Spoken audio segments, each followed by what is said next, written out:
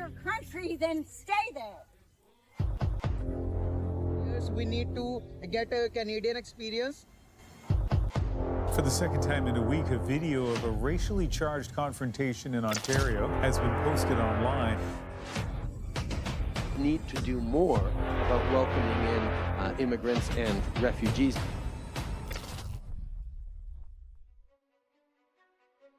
For years, Canada has been seen as a beacon of success, welcoming millions of immigrants with open arms. Immigration wasn't just something we did, it was a core part of our identity. You know, immigration in Canada is not just something that we do, it's who we are. It's who we've always been. But now, with poverty on the rise, a housing crisis spiraling out of control, and more than 1 million international students pouring in just last year, the mood is shifting. Over 60% of Canadians now believe immigration levels are too high. When speaking with Canadians, we're hearing them say, immigrants are taking student jobs. And why are we letting in so many people when we know there's no housing for them? Let's take a closer look at Tim Hortons as a prime example. Who's working there? Increasingly, it's not Canadian students or locals, but immigrants, many of whom come from India. The surge in international workers has been noticeable, particularly in low-wage sectors like fast food.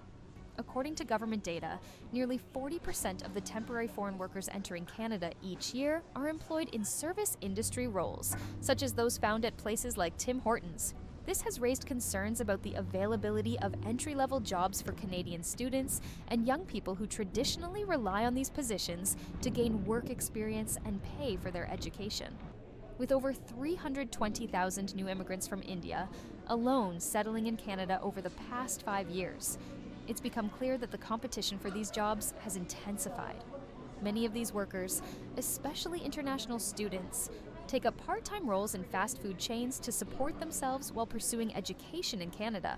The question now is whether these positions, once a stepping stone for young Canadians, are being squeezed out by cheaper, more desperate labor. Steep tea, 3 cream, 2 sugar.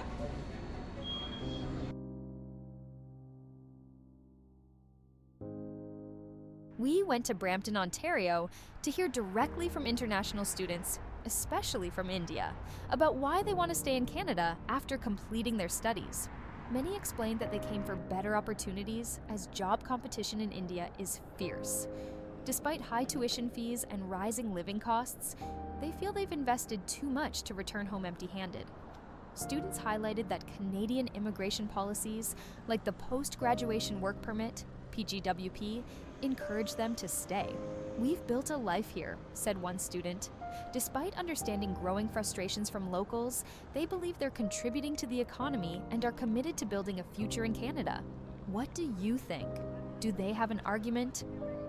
So we are demanding for the post-graduation work permit extension. The reason is there are more than 100,000 people whose work permit is going to expire in before 2024. Yeah. What was the reason during COVID-19? Government has invited a lot of people, which caused 1 million backlog in the file processing. Yeah. And due to that, there is a delayed processing time in the files. And due to which there is no CC draw from last 32 months. Yeah. So CC is the Canadian experience class.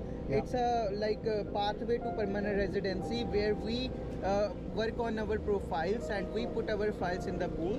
And then if we are eligible, there is a cutoff 450, 470. And if my point is 470, I will get an invitation to apply for permanent residency. There is a lot of backlogs, but we get only 3 years of limited work permit. That's it. So under those 3 years, we need to get a Canadian experience, and we need to work on our profiles as well, and we need to work on our point system. So right now we are eligible for permanent residency, but due to a backlogs, a lot of files in the pool, the CRS score is 500 plus. Yeah. And for an average person, crossing that mark is very difficult. So, Canadians are increasingly blaming immigrants for taking jobs that were once filled by students, while immigrants, particularly international students, point fingers at the Canadian government for all their struggles. Well, does the government play a significant role in this situation? Let's find out. We saw over the past years both post-secondary education institutions and the provinces allow for a far greater number of international students than the institutions or the communities that they're part of could actually hold. And that is why we have made significant steps to make sure that both the absorption capacity of these international students in the communities in which they live is respected, but also we were seeing, unfortunately, a lot of international students being exploited in Canada instead of getting the education and the opportunities that they came to our country for. So, who do you think is responsible for this situation? Share your thoughts, ideas, and feelings in the comments below. Subscribe to our channel and thank you for watching. Toronto Unfiltered.